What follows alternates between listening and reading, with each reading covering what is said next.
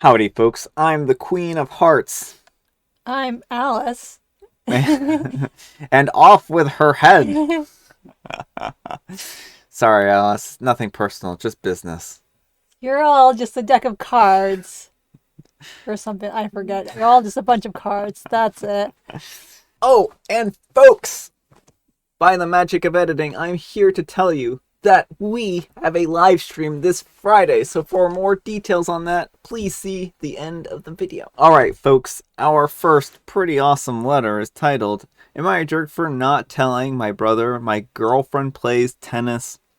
I'm a 25-year-old male, and I've been dating a girl, a 29-year-old female, for a year and a half. My family has never had a problem with my sexual orientation, and they adore my girlfriend. However, she's a lawyer and pretty professional with most people. So those who don't know her, well, they take her for a person who only knows how to work and nothing else. She doesn't usually correct anyone, but she is good at a lot of things. My brother, a 28-year-old male, and I have always kind of had a rivalry going on. He was the golden child and still loves rubbing things in my face. It's mostly playful, but it gets very disturbing at times. Ever since I started dating my girlfriend, things have escalated a little bit. He would find the smallest, dumbest mistakes that I make and turn it into a huge issue. We were on vacation with my extended family, including uncles, cousins, etc., and my girlfriend was also with us. There was a tennis court, and my brother started challenging everyone to a mini tennis tournament. My girlfriend is an excellent tennis player. She plays tennis 3 days a week. But she was talking to my dad, so she said that she would rather pass. He wasn't having it, but I talked my brother out of it and said my girlfriend wasn't interested. Well, after a few games, my brother came after her and started jokingly teasing her about being scared to play. My girlfriend accepted the challenge and destroyed him in the court. Literally everyone was cheering for her, and he lost the game. My girlfriend didn't even celebrate her win and said that it wasn't fair to my brother because he was playing with someone at a much higher level. He later told me that I was an absolute jerk for allowing him to make a fool out of himself. He said I told her that she wasn't interested, and he thought I meant that she didn't know how to play. I still don't know what his issue is, but I feel kinda guilty after he lost so badly. Should I have told him that my girlfriend was a pro? Alright, folks, what do you think, jerk or not the jerk? Not the jerk. What was his aim? Obliterate her in front of everyone? I think that he's one of these kinds of people who has to rub everything into everyone's face and prove how much better they are. And he's probably also jealous that OP Got the has a girl. girlfriend. And because it sounds like he's always gotten the best of everything and it's always been in the spotlight. And with OP, having a girlfriend, having a high-powered girlfriend for that matter, probably makes him feel a little jealous.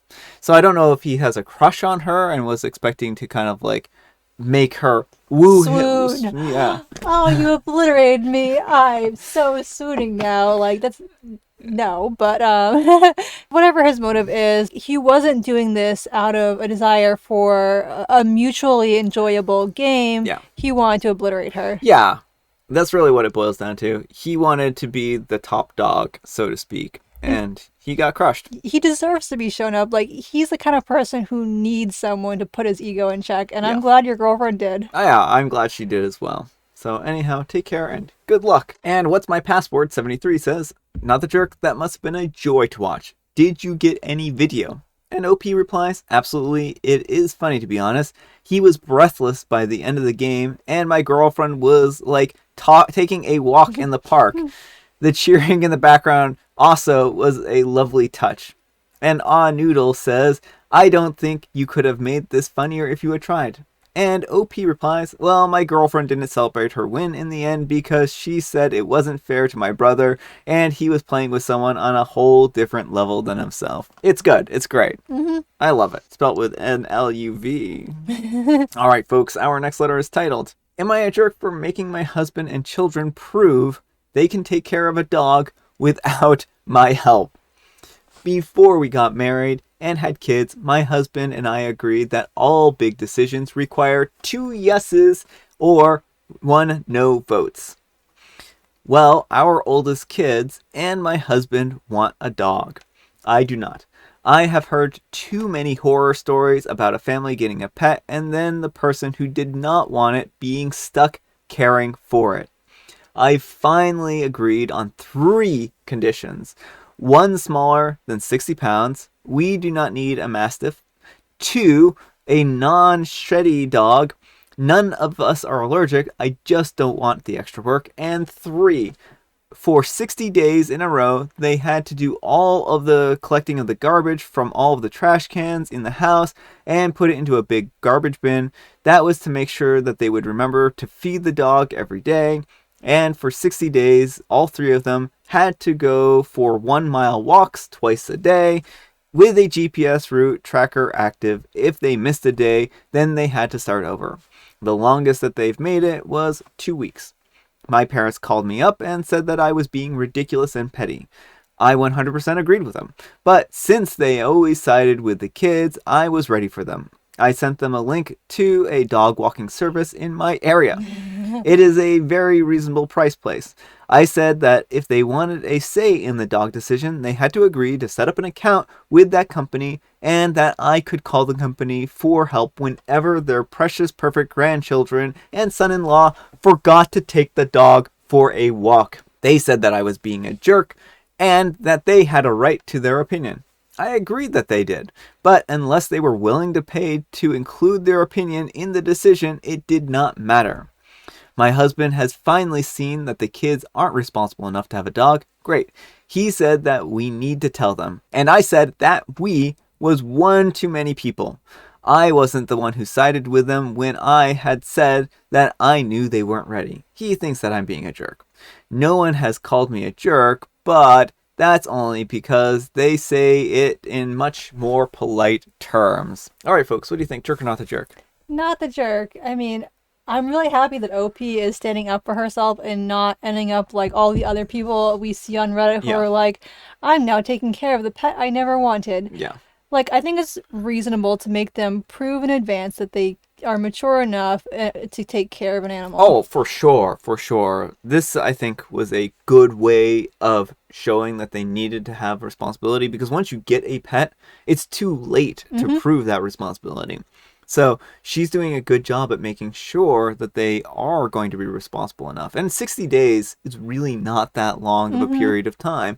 If they can't remember to do something for 60 days, the dog is going to need much more care, right? So they really just need to have skin in the game and actually go ahead and go through with this test. And I think the response of the parents was perfect. Like, if they're not willing to pony up the money, then they don't get a vote. So all around, well played, OP. Well played. Anyhow, take care and good luck. And Secret Jealous 4342 says, not the jerk. Am I the Jerk is literally full of posts about people taking care of pets that they don't want. Dogs are a long-term commitment. Has your husband taken into account that your kids will be in school, extracurriculars, dating, etc.? Depending on how old your kids are, they may even move out. Who will be taking care of the dog then? And OP replies, I know, I usually comment in the sub using my main account, but I was afraid of being downvoted into oblivion by dog lovers. Well, it's good that OP wasn't downvoted into oblivion. Alright, folks, and our last letter is titled, Am I a Jerk for Refusing to Let My Daughter Go to Dinner with Her Boyfriend's Family? I am a 38-year-old female, and I have a daughter, a 17-year-old female. A couple of weeks ago, her boyfriend, a 19-year-old male's family, went on a day hike. They asked my daughter to come along. All of them, including my daughter, love to hike. I didn't think it would be an issue, and I let her go. I was wrong. From what the Forest Service guy told me, along with what my daughter said, there was a rock slide halfway up the trail. My daughter fell and got hurt. Her boyfriend's family decided to finish the hike to the top and come back later to help her. Already, no, OP, you're not the jerk. What is wrong with these people? even after my daughter told them that she was in horrible pain. After a couple of hours, the Forest Service ranger found her. He loaded her into a four-wheeler and helped her down the hill. The Forest Service ranger called me. I immediately came. We left a note on boyfriend's car along with the Forest Service ranger staying in the area to let them know that my daughter was taken to the hospital. The whole way to the hospital, she was sobbing, not only from the pain, but because they left her. It was deeply hurting to her. She broke her foot and ankle in 3 places. She needs surgery. The 2 days that she was in the hospital, they didn't check on her once. We saw their posts and photos on social media from the top of the mountain, talking about what a great time that they had had. Seeing how hurt she was, we spoke to our daughter about what had happened and what she wanted from this relationship. She told us that she didn't want to be with her boyfriend anymore. She sent her boyfriend a text saying that she was breaking up with him. After a flood of messages, we all blocked him and his family. Well, 6 days ago, we started getting notes taped to our cars, doors, some left in her office at the school. Yesterday, ex-boyfriend came to the house. I opened my main door, but let my security screen remain closed, talking through it. He asked if his family could take my daughter to dinner and apologize. Since his family didn't think that what they did was wrong, he loved her and his family wanted to clear the air between them. This is probably where I'm the jerk. I flat out told him that he is not allowed to take my daughter anywhere. I stressed since he chose to leave my daughter when she was hurt, I no longer trusted him to be around her. Then I shut the main door before he had a chance to say anything. Now, some of our mutual friends are saying that I'm a jerk for not allowing them to make it up to our daughter and closing the door on him.